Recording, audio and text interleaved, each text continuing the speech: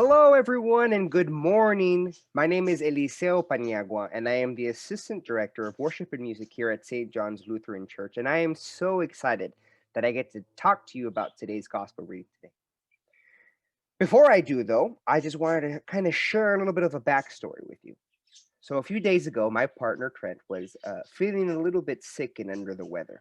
And so I thought to myself, what could I make for him that would help him feel so much better? And I thought instantly of my mother's super secret comfort food. Super secret. Well, I'm just adding the super secret. It's not really that super secret. But my mom's super comfort food, right? And so what I'm going to do now is I'm going to share that recipe with you. I made it for him. He loved it. He ate it, and now he's feeling so much better. You might hear him sneeze a couple times, but that's just allergies.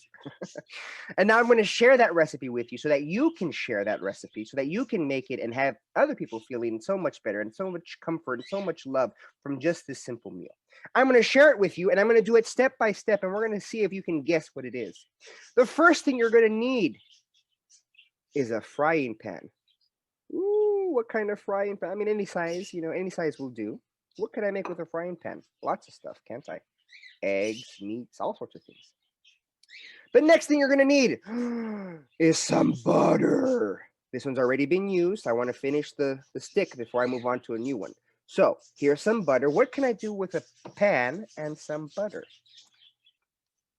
Next, you will need some cheese. Any kind of cheese will do. I personally like this kind of cheese for this particular meal.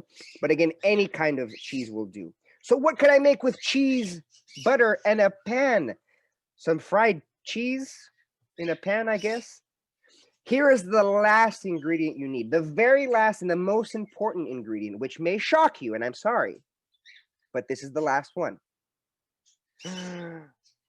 Ooh, a tortilla. It can be corn tortilla or maíz, is in Spanish, tortilla de maíz, or it can be a flour tortilla or a tortilla de harina. I only had tortillas de maíz, the corn tortillas, but you can still make it with this one. So, pretty simple recipe, right? What do all those things put together make? What are some guesses? I heard lasagna, and I don't think that's right. Not lasagna. It's a quesadilla. A quesadilla is a very simple recipe. When you really think about it, lots of simple ingredients and simple steps. Put together the cheese on the tortilla, fold it in half, and put it on the grill with some butter on it so that the butter gives it a nice little crispiness to it, right?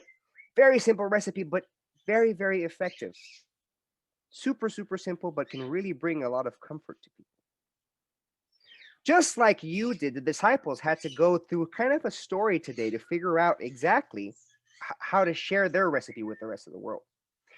For the longest time, they had Jesus with them, giving them all sorts of ingredients and tips onto how to live a normal, upright Christian life, all sorts of ingredients, right?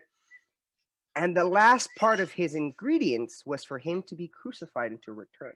Where we pick up today in the gospel reading, we're with the disciples after Christ has been crucified, and they're looking around at each other saying, well, what do we do now? He's gone. And out of the blue, he appears before them, and they are so scared, thinking that he's a ghost. And he says, don't be afraid. I am not a ghost, right? He explains to them and shows them again through the steps, through the readings, through the teachings that he's already been sharing with them up until now, to share with them and say, the moment that you are in right now was the final step. Jesus being crucified and being resurrected was the final ingredient needed to complete this recipe to live this kind of life, right? And so those disciples there were witnesses, just like you were witnesses today to me to make this quesadilla, right?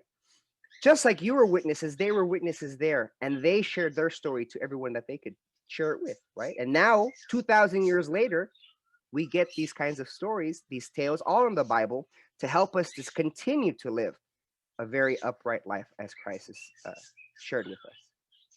Will you join me in a prayer, please? Dear God, thank you for the disciples who shared everything they saw and learned from Jesus. Please help us to do the same. Thank you and amen.